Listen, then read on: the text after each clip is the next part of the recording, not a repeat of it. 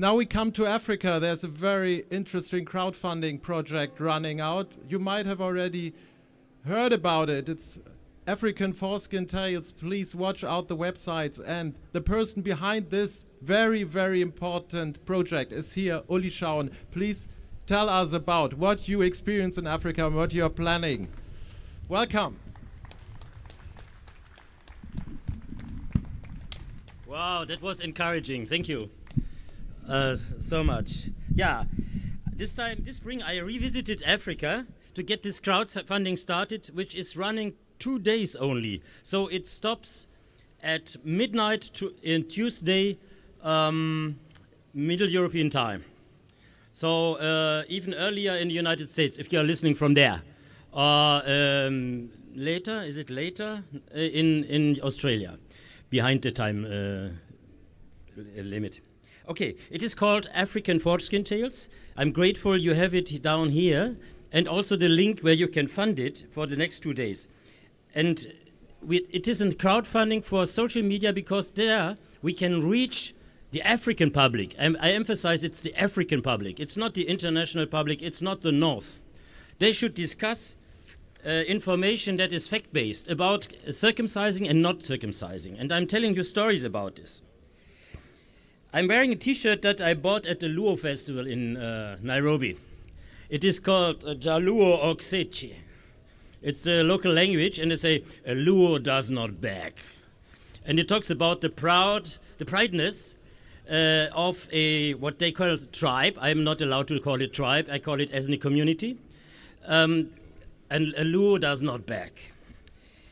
They are proud, and those maybe they are a little bit prouder than others, but all the ethnic communities are proud of themselves. And if a Luo man, it's a non-circumcising community traditionally, if a Luo man meets a Kalenjin or a Kikuyu or a Luhya or a Bukusu, he might say, you are not a real man, you don't have a foreskin. But they might say, you are not a real man because you have that foreskin.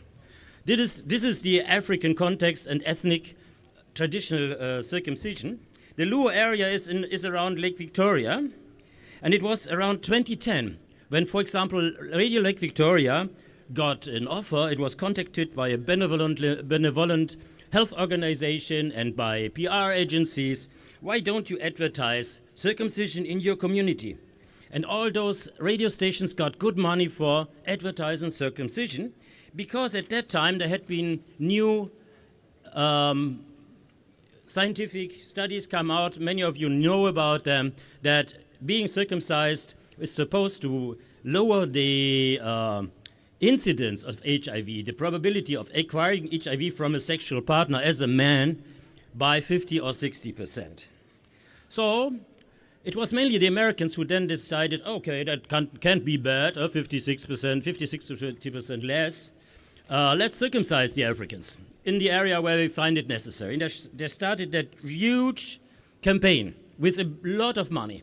The US Congress allotted money to it, gave it to the PEPFAR, the Presidential Fund. The PEPFAR commissioned CDC, which is the Centers for Disease Control. Maybe you heard about them in the pandemic that is now over, and is steered by the CDC in Nairobi. And all this money is being funneled through state ministries and NGOs who now started earning money with circumcision and gave it to radios and propaganda. I must say, it's propaganda. And it started in 28 sub-Saharan Africans, and also where the Luo live as a non-circumcising community near Lake Victoria. I talked to a president of a fishermen's association in that area, and he got per foreskin that is cut in his fishermen's association, he got $1, which is not bad for a fisherman in Kenya, which is of course little for a US organization. It's worth it, huh? So you give that money. But it was an irony. This president of the Fishermen's Association, he waited with his own circumcision till later. He talked to his fisherman, to one who had been circumcised, and that guy told him, don't do it. Everything is worse afterwards, and it was very, very painful.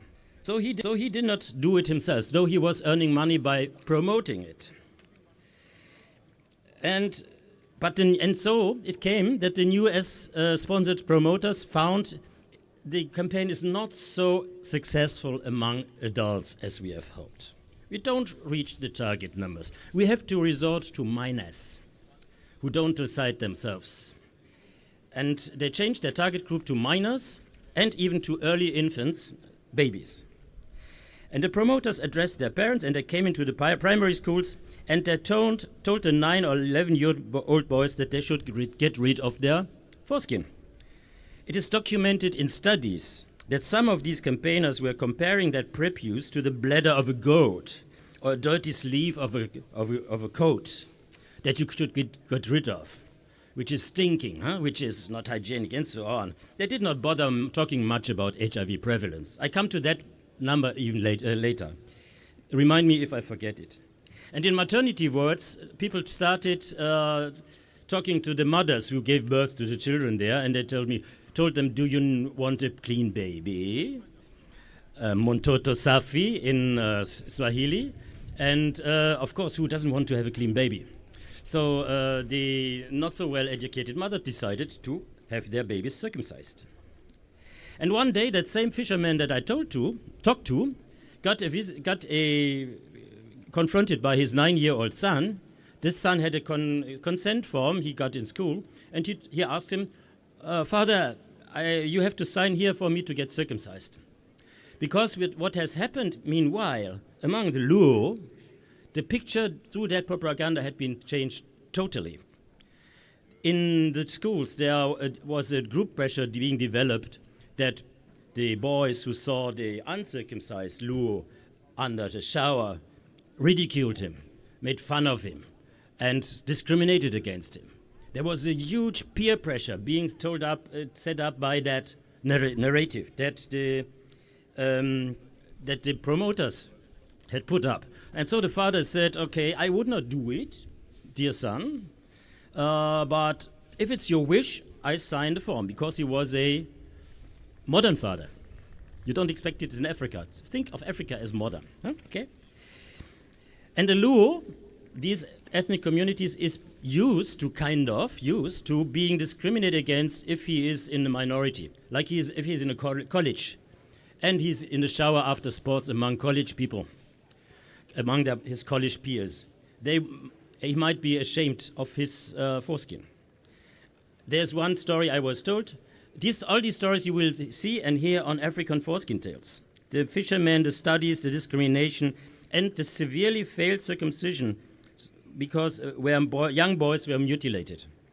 You even now find a case like that on our YouTube channel, where a young man called Shadrach was mutilated as an 11-year-old by a circumcision, because that circumcision was done by a trainee, and the one who trained that trainee was not present.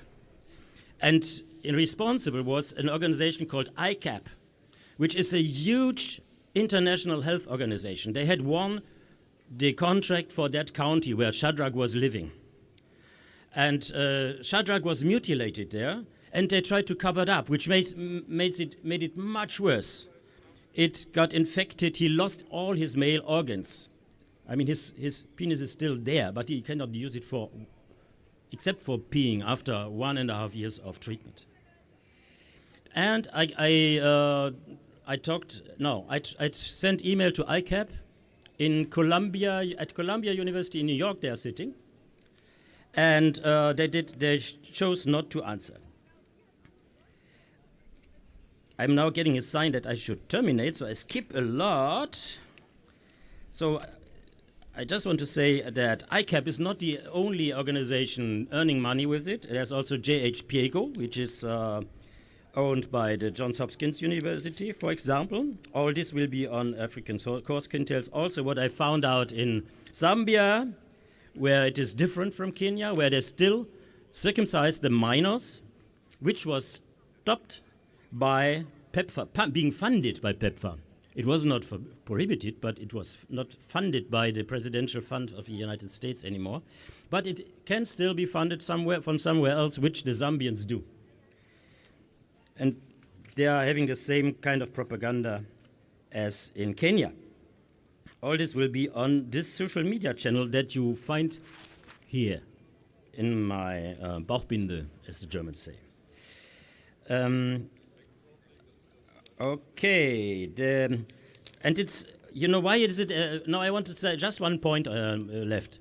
Why is it African foreskin tales? Why is it not just anti-circumcision channel? I find that it would be very useless. Nobody would listen to it. They find it somewhere else. The anti-circumcision, I say now, propaganda, the arguments. Huh? The aim is like start a discussion about many aspects. Like, now I'm jumping back to Kenya, like the Kikuyu elders who have said, let us circumcise the youngsters even 2 years earlier, because now the primary school is cut by 2 years. We want to get them when they're still there. And the churches, they're doing the same. They're incorporated circumcision, ethnic circumcision and medical circumcision into their ceremonies. If you go for confirmation in any Protestant church or a communion, you call it in Germany, in a Catholic church, you in that week that you are there, you are circumcised in one of their medical facilities. That is what is happening in Kenya, and it has been like that since the colonial times. Because the missionaries had thought about how can we convince the circumcising communities to become Christians. Okay, we circumcised as well, they said. And in Luo country, they did not circumcise. But now they're starting. They are incorporating the bishops, the Catholic bishops, they are also doing medical circumcision now against HIV. And do that during their communion. So, I'm coming to the end. Oh, maybe you are waiting for that argument about the 50 or 60%. On my way back from Africa, I've interviewed Professor Michel Garen, who is a demographer. He has been saying and writing on and on again for 25 years now that the WHO should not promote circumcision as they do now. And as UNESCO, by the way, you are in Germany, ask UNESCO Germany how they have supported it and why. No, UNICEF, sorry, not UNESCO. You should not do it because it's useless. And he has proven it by demographic data that the non-circumcised community in the long run has such a low HIV prevalence as much as the circumcising community and as the one who has been circumcised during that campaign. But this data is being ignored. I think it's because of money and because of all these connections that it has internationally. All right, 2 days to go, and I hope you will support that endeavor. We have met the target of the crowdfunding, but the more we get, the longer and the deeper we can dig, and the more we can do from these 28 African countries where the campaign is running. Thank you.